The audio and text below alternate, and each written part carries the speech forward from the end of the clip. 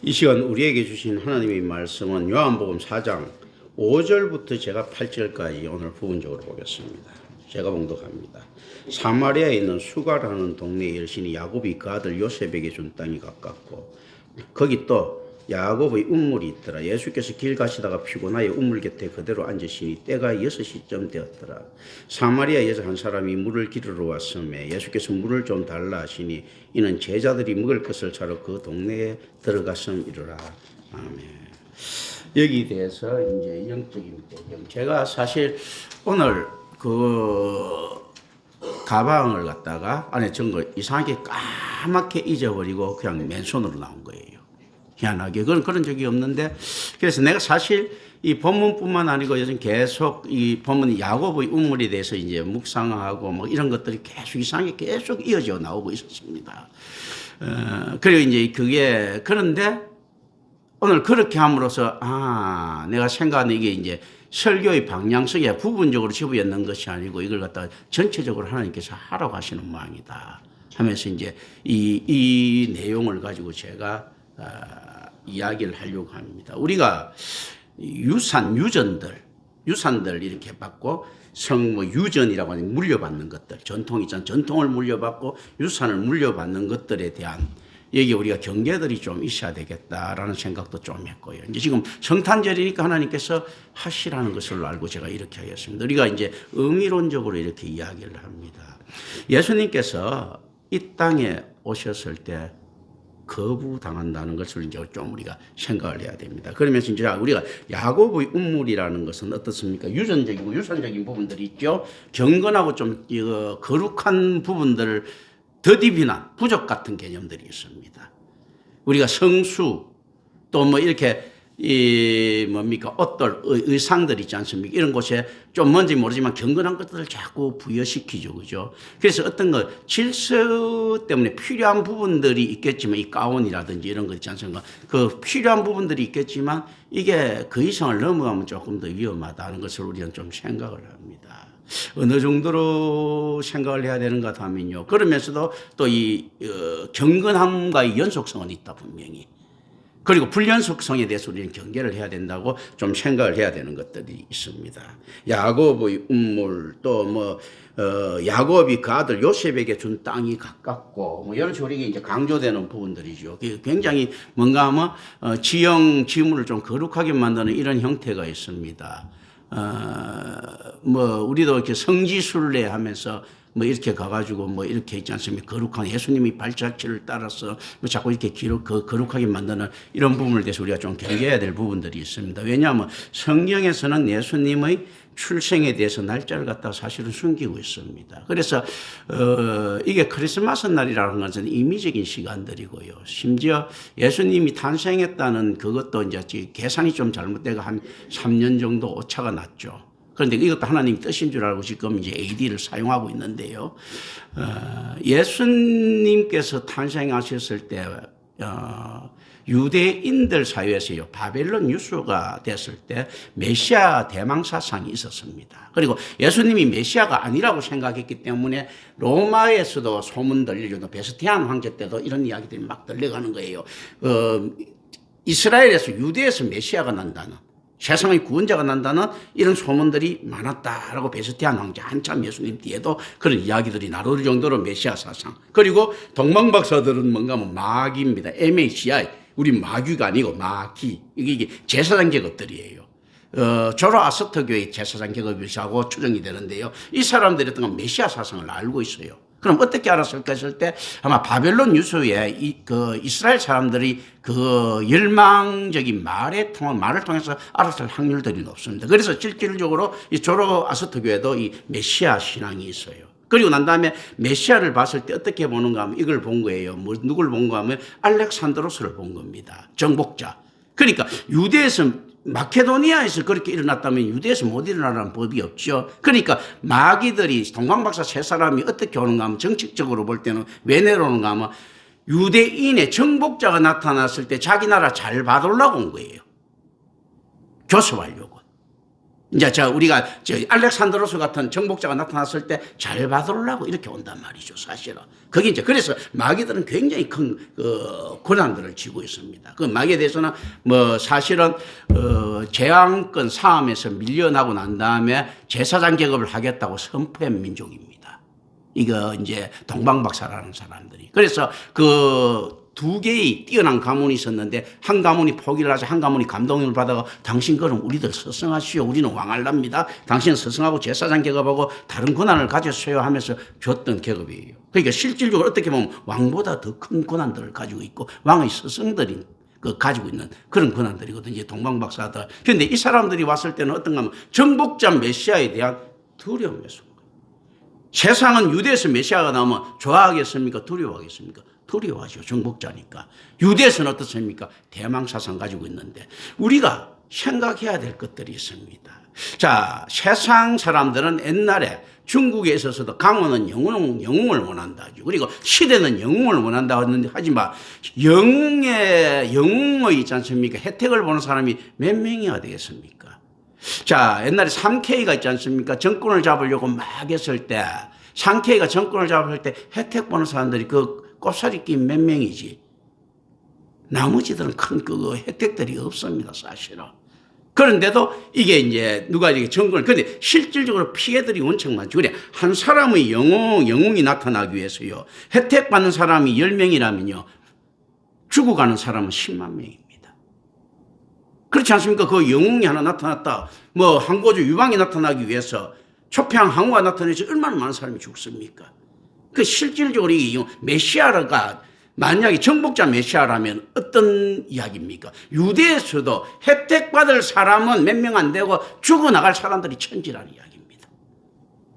이제 이 사람들이 이것들을 갖다가 그러기 때문에 어떻는가 하면 본능적으로 메시아 영웅을 바라지만 영웅이 나타났을 때 두려워합니다. 본능적으로 난세라고 하죠. 그죠? 난세가 영웅을 부른다. 난세를 두려워하죠. 민초들은. 자, 이제 이런 개념들을 항상 가지고 있습니다. 자, 메시아가, 구원자가 나타났을 때도 역시 마찬가지입니다. 예수님께서 철저하게 외면받고 또 묘한 반전들이 일어나죠. 무협지와 같이 있지 않습니까? 영웅이 무림의 고수가 하나 태어나기 위해서, 영웅이 하나 태어나기 위해서 수도 없이 많은 억울한 사람들이 죽지요. 조조라는 사람이 하나 태어나기 위해서 수도 없이 많은 사람들이 죽죠. 예수님께서 애굽으로 도망가는 가운데 어린애들 다 죽이죠. 묘하지 않습니까? 이게 얼마나 비도덕적입니까? 이게 성경에 있잖아요. 하나님의 뜻인데 어린애들을 막 이렇게 다 죽어간단 말이죠. 예수님과 비슷한 또래의 어린애들 이런 것들을 갖다 우리 절대 간과하면 안 됩니다. 이게 세상에 바랬던 헤롯 대왕이 생각했던 영웅 메시아에 대한 이전 대처 방법들입니다. 처음부터 피해 숙청들이 이어지는 겁니다. 자, 그렇다면 뭐하고 비슷하게 닮으시면, 자, 예수님께서는 정복자 메시아가 아닙니다. 영적 구원자 메시아 같으면 우리는 뭐부터 생각해야 됩니까? 영적 숙청이 이어질 것이라는 걸 생각해야 됩니다. 그래서 두려워하는 겁니다. 자, 우리가 하나님에 대한 신뢰가 있고 믿음이 있다고 치칠 때 있지 않습니까? 왜 종말을 두려워합니까? 자신이 없거든요. 자기가 영적인 숙청당할까 봐 두려워하는 겁니다. 그렇기 때문에 메시아는 언제나 있지 않습니까? 환영받을 수 없는 존재입니다. 올바른 교회는요, 언제나 환영받을 수 없습니다. 왜냐하면 올바른 교회를 따라가지를 못하거든, 신앙이. 올바른 교회가 와서 따라갈 수 있으면 좋겠는데 자기들한테 공포감, 두려움만 더 해주거든요. 그래서 야, 지금 겁주는 거야. 근데 이게 진짜인 줄 알아. 문제는 사파 같으면, 사교 같으면 겁을 안 먹겠는데 진짜 순전해가지고 이렇게 이야기하면 겁을 안 먹을 수가 없는 거예요. 그게 올바른 교회 출력, 올바른 메시아의 출력 싫은 겁니다. 누구라도 두려워하겠습니까? 심지어 바울이라도, 베드로라도 두려운 거예요. 그러니까 자기도 모르게 자꾸 예수님을 다른 곳으로 인도하고 싶어 했던 거예요, 베드로가. 그렇지 않겠습니까? 그래서 바울이 다메섹 도상 이전에서는 이제 이게 영적인 의미들입니다. 다메섹 도상 이전에서는 그리스도교를 핍박하고 죽이고 싶어 했던 겁니다. 그리스도교가 맞고 창궐하게 되면 어떻습니까? 자기 인생이 피폐하거든요. 그걸 따라가지 못하고. 그리고 자기 영혼이 겁이 나거든. 메시아가 나타나지 않았으면 종말이 없지 않습니까? 그럼 최후의 심판이 없을 것인데 메시아가 나타났을 때 최후의 심판이 산정되어 있다. 이런 것들을 생각을 합니다. 이때 우리는 무엇을 세우는가? 우상을 세우는 거예요. 가짜 교회, 가짜 예수. 야곱의 운물이 이야기하는 바. 야곱의 유산을 받은 요셉까지 끌어들여가지고 묘하지 않습니까? 그리스도의 조상이 되고 싶어서 라반에까지 도망갔던 야곱과 이걸 지키기 위해서 이방신을 섬기는 애굽에서 생존했던 요셉. 묘한 분위기들을 우리는 생각을 합니다. 그리고 우리는 그리스도의 보혈을 생각합니다. 은혜 위에 은혜더라 하는 것, 이런 이야기들이 우리가 자주 하죠. 이 의미를 좀 알을 필요가 있다. 어떤 아는 필요가 있는가 하면요, 그리스도의 보혈이 우리를 구원해 줄 수 있다. 맞기도 하고 틀리기도 하죠. 자, 한번 이렇게 보겠습니다. 보혈의 능력은 어디까지입니까? 대속이죠. 속전이지. 죄 없이 하는 겁니다. 죄 없는 게 구원받는 조건은 되는데 죄 없는 게 구원은 아니죠.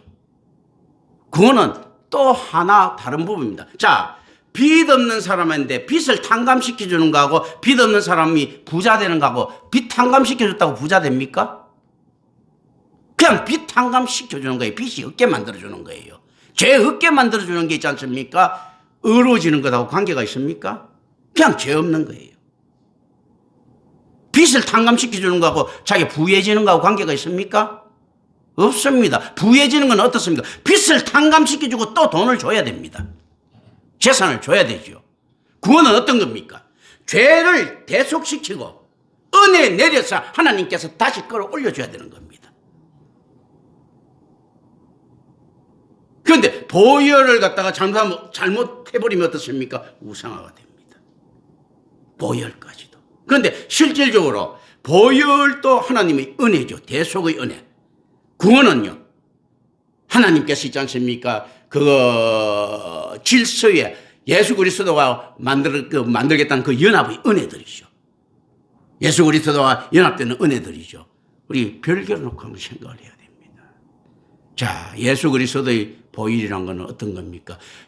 우리가 아담이라고 하는 죄 없는 자가요, 죄를 지었으니까 이 죄를 갖다가 용서받기 위해서 죄 없는 자의 죽음이 필요한데, 이미 이 세상에는 죄 없는 자가 없고 죄 없는 분은 하나님 한 분밖에 없어. 그런데 하나님께서는 이게 여기 어떤가 하면 그 재물 될 만한 자격이 없어요. 왜냐하면 하나님이 계약을 맺은 분이 하나님하고 맺었습니까? 인간하고 맺었습니까? 인간하고 맺었기 때문에 죄 없는 인간이 죽어야 되는 거예요. 그런데 죄 없는 인간 하나도 없어. 근데 하나님께서 그럼 대신 죽는다? 이건 될 수가 없는 거예요. 왜 예수님께서 완전한 인간이 되어야 되는가 하면요, 하나님이 계약은 완벽하기 때문에 그 고대 건동의 법칙을 따르는 겁니다. 피는 피, 이는 이로, 눈으로 할 때 있지 않습니까? 그건 뭔가 하면 좋게 이야기하면 이런 것들입니다. 보복을 확장시키지 말라는 이야기예요. 자비법의 근간이 됩니다. 렉스 탈리오니시죠. 탈리오의 법칙들이 어떤 건가 하면요, 자, 기는 기로, 이는 이로 했을 때 와 잔인한 하나님한테, 그게 아니고요, 이로 당하면, 기로 당하면 이로만 복수를 해야지 더 이상 학대시키지 말라는 거예요. 옛날에 보면 그냥 그 다른 사람하고 사소한 다툼이 있었는데 부족간이 싸움으로 확장되지 않습니까? 사소한 다툼이 있으면 그 원수 갚는 걸로 끝내라. 네가 한 대 맞았으면 한 대 때리는 걸로 끝내라는 이야기예요. 그런데 확장을 시키지, 귀는 귀로, 이는 이로 끝내야지, 귀를 맞았는데 귀, 이, 눈 이렇게 만들지 말라는 이야기입니다. 보복을 확장시키지 말라는 이야기거든요. 그 이야기인데 잘못해가 보복의 하나님이라고 하는데 실제 있잖아요. 그러니까 실질적으로 어떻는가 하면요, 하나님께서 이런 거죠. 인간하고 약속을 맺었는데 더 큰 하나님이 대속하겠습니다. 안 되는 겁니다. 인간이 그 죄를 대속해야 되는 거예요. 그렇기 때문에 죄 없는 분은 땅까지 저주를 받으니까 하나님밖에 없으니까 하나님이 인간이 될 수밖에 없는 거예요. 이제 이 개념들이거든요. 이 개념에서 우리가 또 그런데 이 대속의 개념하고 구원의 개념하고 같습니까? 대속 속죄를 받는다는 것은 구원을 받기 위한 조건들이에요. 즉 뭐하고 똑같은가 하면요. 체력이 좋고 운동장을 100바퀴 돈다고 해서 공을 잘 찰 수 있는 건 아니거든요. 그런데 운동장을 돌 수 있는 체력이 있다는 것은 공을 잘 찰 수 있는 조건이 되는 거예요. 그때부터 공 차는 건 따로 배워야 되는 거거든. 우리가 죄를 용서받았다는 것은 이제 죄가 없어야 하나님께서 구원하실 수 있으니까 구원받기 위한 하나의 조건이 되는 겁니다. 그럼 보혈은 우리한테 무엇을 제공해 줍니까? 그 조건을 제공해 주는 거예요. 보혈을 만병통치약처럼 생각하면 안 됩니다. 그래서 예수 그리스도의 보혈은요. 구원받는 자나 받지 않는 자나 똑같이 적용할 수 있는 겁니다. 아니 우리 보혈의 혜택은 나는 구원 못 받았으니까 안 받았어 이런 거 없는 겁니다. 그럼 보혈은 구원하고 관계 있는 게 아니지 않습니까? 구원의 조건하고 관계가 있는 거지. 그리고 또다시 은혜 위에 은혜. 하나님이 은혜가 임할 때 구원이 내려온다. 그러니까 우리가 대속의 은혜를 입었고 이미 인류는요. 보혈의 공로, 대속의 은혜는 이미 인류는 입었습니다. 그에 하나님의 은혜 있지 않습니까? 불강력적인 은혜가 또 내려와야 됩니다. 인간은 그렇기 때문에 있지 않습니까? 큰 소리 칠 수 있는 겁니다. 먼지를 떨어버리라는 거. 아유 택자만 뭐 하고 뭐 안 되는 사람 나는 어차피 지옥 갈 건데 뭐 그러면 안 믿으면 하나님 뜻 안 되면 지옥 갈 건데 뭐 어쩌고 저쩌고 우리한테 왜 시비 거느냐는데 그게 이거 보혈의 권세와 은혜는 인류 전체 온 우주에 미쳐 있습니다. 이 땅에 피 뿌렸기 때문에. 그러니까 죄 대속할 수 있는 건수는 다 만들어져 있다는 거죠. 넛뱀처럼 쳐다만 보기만 하면 되는 겁니다. 그런데 구원받는 거는 어떻게 보면 이제 부분적으로 나누면 또 다른 이야기입니다. 예수의 보혈의 인자의 권세로 죄 씻김을 받았으며 그리스도의 권세, 하나님이신 예수의 은혜로 사랑으로 권세로 있지 않습니까? 우리도 구원을 받아야 된다는 것을 우리 좀 생각을 합니다. 이 개념들 분명히 나눠서 이렇게 좀 생각해야 될 부분이 있습니다. 이때 그러면 제가 왜 이 말을 던지는가 하면 이게 보혈도 야곱의 우물처럼 돼서는 안 된다는 거죠. 그런데 묘한 게 있습니다. 야곱의 우물이라고 하는 어떻게 보면 이 미신적이고 어떻게 보면 뭐 조금 더 경건한 사마니즘이나 토템 사상 비슷한 것들인데 이 사상 위에 이 사마리아의 여인이 왔을 때 예수를 만난다는 겁니다. 묘하게. 우리가 참다운 교회를 만난다는 것도요. 토템 신앙에 근거하고 만몬 신앙에 근거한 교회를 통해서 배운 지식을 가지고 임마누엘 교회 만날 수 있습니다. 그죠? 이 친구가 야곱의 운물이라고 하는 있지 않습니까? 부적에 왔는데 실제 예수라고 하는 실존이 나타난 것. 이 형태를 우리는 어떻게 이야기할 것인가? 라는 고민이 있지 않습니까? 그렇기 때문에 이 세상에 그렇던 준 것들 중에서는 어떤 것들 하나 다 필연이라고 봤을 때 무시할 수 있는가 했을 때는 무시할 수는 없다는 겁니다. 그런데 과연 그 가치를 어디에 두고 있는가? 만몬의 가치와 하나님의 가치에서 어떤 게 두고 있는가? 이제 고민들 오늘 던지는 시간들을 또 한 번 더 가지려고 합니다. 자, 제가 성도 사랑에 대해서 한번 생각을 해봤습니다. 내가 성도를 어느 정도 사랑할 수 있는가? 그리고 찬송에 대해서 생각해 봤습니다. 내 구주 예수를 더욱 어떻게 더욱더 사랑할 수 있는가? 더욱 사랑할 수 있다는 것은 모순을 가지고 있는 거죠. 최선을 다해갖고 그러면 사랑을 안 했기 때문에 더욱 사랑할 수 있지 않습니까? 더욱 사랑한다는 이야기는 지금 나중에 내가 오늘보다 내일 더욱 사랑한다는 이야기는 달리 이야기하면 오늘 사랑이 좀 부족했다는 거거든. 계속적으로.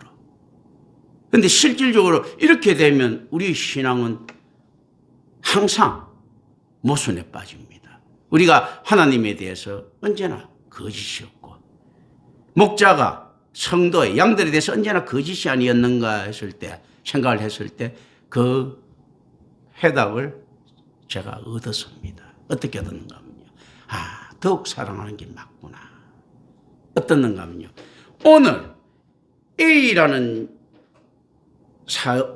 하나님, 또 A라는 성도, 진짜 내 양이, 목자가 있고 양이라고 있다는데, 오늘 내가 양을 사랑을 했습니다. 최선을 다해갖고.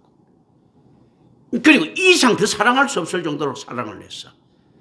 근데 내일 돼갖고, 나 어제보다 오늘 당신 더 사랑해 하는 말도 맞더라는 이야기입니다. 그게 무슨 말인가 하면요. 자기가 변한 거예요. 우리가 거듭난다는 것은 있지 않습니까? 경건치 못한 자가 경건한 것이 아니고요. 경건한 자가 더 경건해지는 모습이다. 그 어떤 식인가 하면 이건 거예요. 자, 우리가 어릴 때부터 키가 큽니다. 몸이 성장했을 때, 요 정도 무게가 있을 때, 어릴 때 막 진짜 최선을 다해 낑낑낑거리가 들었어. 그 다음날 커가지고 요거보다 좀 더 무거운 이걸 갖다 깡 들었어. 그러면 그 앞에 요거 들으려면 못 드는 체력인 거예요. 뒤에 컸기 때문에 이렇게 드는 거야. 그렇다면 어떻습니까? 둘 다 최선을 다해갖고, 나 오늘 이거밖에 못 들어요 하는 게 이 말이 진심이죠. 내일 돼갖고 이걸 들었는데, 야, 어제 이거밖에 못 듣는데 오늘 어떻게 이거 들어 하는 거 거짓 아니죠. 어제도 최선을 다해 들었고, 오늘 또 최선을 다해 들었어요. 오늘 더 많이 들은 거죠. 그래서 성도의 사랑이라는 것은, 목자가 성도를 사랑하는 건 점점 더 커질 수밖에 없는 게요. 목자도 시간이 흐르면 흐를수록 자기 역량이 커지는 거예요. 경험이 커지고 덩치가 커지는 겁니다. 그러니까 하나님의 은혜를 받아들일 수 있는 용량이 많아진 겁니다. 그러니까 더욱 사랑할 수 있는 거죠. 그러니까 어떻는가 하면요. 오늘 또 당신을 최선을 다해서 사랑했습니다. 내일은 당신을 내가 아마 더 사랑할 수 있을 겁니다. 왜냐하면 내가 용량이 커질 거니까. 그러니까 우리가 하나님을 사랑하는 방식도 오늘 또 최선을 다해 하나님을 갖다 죽기까지 이상으로 사랑합니다. 내일 또 죽기까지 이상으로 사랑하는 데 가면 더욱더 사랑하는 거예요. 왜냐하면 목숨이 좀 더 질겨져서 내일은 더 세진 거예요. 점점점 내가 왜 무림의 고수들이 인류 절정 화경 이렇게 가듯이 그 최선을 다해서 어떻게 보자.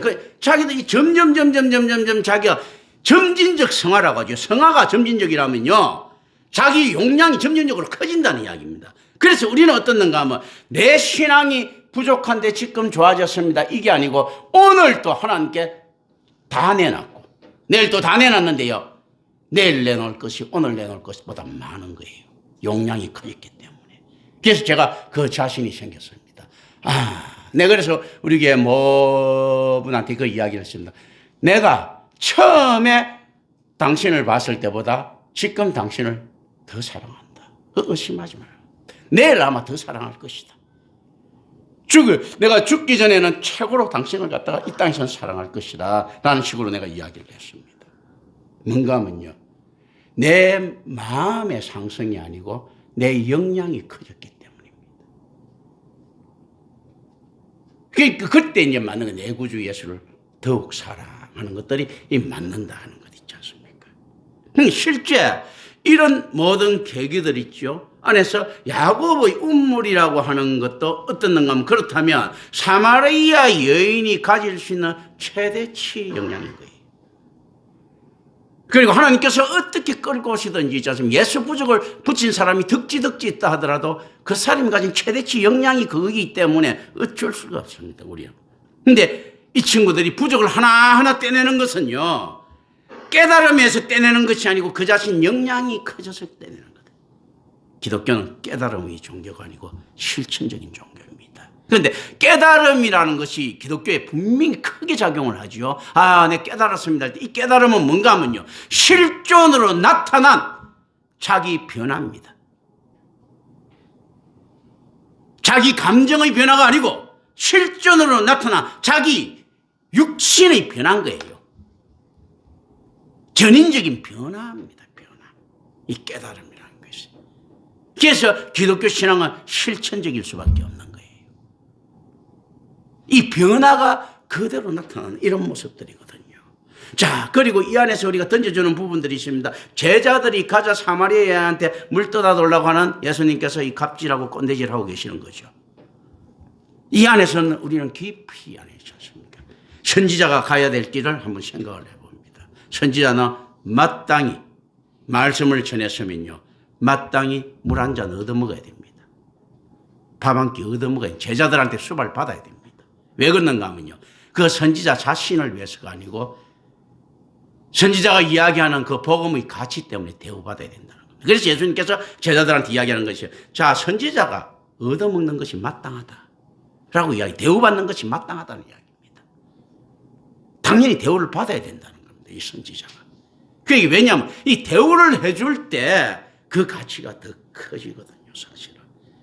여기서 보통 보면 옛날 사람들이 이렇게 헌금을 안 하면 신앙이 안 커요. 목사님 헌금 이야기를 하셔요. 뭐 어쩌고저쩌고 하는데 그건 맞는 이야기예요. 그런데 제가 잘 안 하는 이유들이 있는데, 그런데 실제로 어떻는가 하면요, 그 말은 자기가 이 복음에 대해서 가치를 자꾸 내놨을 때지 않습니까? 이 가치를 갖다 억울해서라도 더 높여주는 이 개념들이 있죠. 그죠? 쉽게 얻은 거, 선물로 받은 거는 쉽게 버릴 수 있는데 자기 돈 주고 산 건 더 아깝죠. 그죠? 이런 개념들은 분명히 좀 들어가 있습니다. 그래서 실질적으로 선지자가 대우를 받았을 때 서성이라고 하는 있지 않습니까? 이런 사람들한테 자기가 수업료를 배웠을 때 그 학문이 좀 더 그냥 버려지는 걸 더 아까워하듯이 복음에도 그 개념들은 분명히 들어가 있습니다. 그런데 이거 답으로 들어가서는 안 됩니다. 왜 안 되는가 하면요, 양과 목자의 관계에 있어서는요, 양은 이미 목자한테 존재 자체만 하더라도 그 모든 대가들을 지불한 거거든요. 그런데 양은 목자를 위해서 젖을 내고 털을 줍니다. 그런데 그 젖을 내고 털을 주는 모습들이 어떤 모습들입니까? 양 젖을 많이 가지고 있고 털을 잔뜩 가지고 있으면 불편해서 못 움직입니다. 그게 실질적으로 목자의 역할이 양을 뜯어먹는 역할이 아니고 오히려 그 안에서 그 헌금의 개념들이 있지 않습니까? 그 양을 편하게 해주는 개념들이 더 있어야 된다는 개념에서는 또 앞에 말하는 것들의 의지가 있습니다. 그런 것들. 그 이제 이 안에 이 모든 것들을 이렇게 쭉 이렇게 담고 있는 것입니다. 오늘 그걸 해야 되니까 조금마다 말해야 되겠네요. 성만찬시에 성찬식 해야 되니까. 이 개념들 안에서 가지고 우리가 이제 묵상을 좀 할 필요가 있습니다. 자, 야곱의 운물을 여러분들은 가지고 있지 않습니까? 다 가지고 있죠. 자기 나름대로 가방 다 가지고 있죠. 신앙 다 가지고 있죠. 그러면서도 목자를 따라오는 양들이하고 다 평가죠. 아유, 우리 목사님 요 설교 요 부분은 마음에 들고 어쩌고 저쩌고. 근데 양들이 그래야 안 하거든요. 양들은 그냥 목자가 가자는 대로 따라오거든요, 사실. 진짜 그게 참 목자라고 하면. 그런데 어떤 분들은 이런 게 있을 수 있죠. 자기 안에서, 아유, 이 말이에요.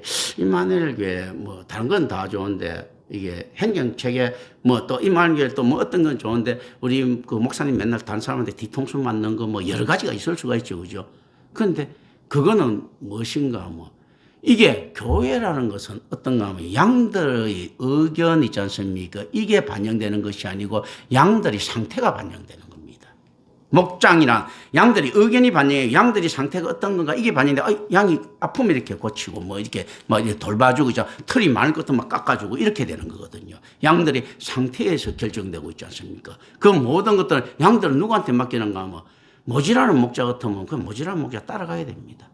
실제 그게 목자라고 하면 길론 얻은 목자 같으면 이틀에 한 번씩 풀 먹을 수도 있고, 길론 좋은 목자 같으면 하루에 2번씩도 풀 먹을 수 있는 거예요, 사실은. 그러나 그게 목자인가 아닌가, 이 개념들이 있지 않습니까? 양들을 죽이지 않는 목자가 돼야 되거든요. 이제 이렇게만 된다면 그 목자의 방침은 양들보다 항상 옳다. 지금 아마 제자들이 이렇게 있었으면 의아해서 그러면 사마리아 여인들이 오히려 거리왕 가지고 지금 도망갔을 수도 있고 거리 쑥 이렇게 빠져나갈 수도 있고, 그런데 어쨌든 간에 이런 형태들이 쭉 마련되거든요, 사실은요. 그래서 실질적으로 이 당시의 제자들이 양의 형태보다 결국 양될 자들인데 이리의 형태를 가지고 있다면, 예수님께서 그리고 사나운 양의 형태를 가지고 있다면 물리치고 있지 않습니까? 다른 양들을 위해서 전혀 이질적인 양이죠. 사마리아 여인이라고 하는 전혀 수용되기 힘든 이런 것들도 있지 않습니까? 할 수도 있다.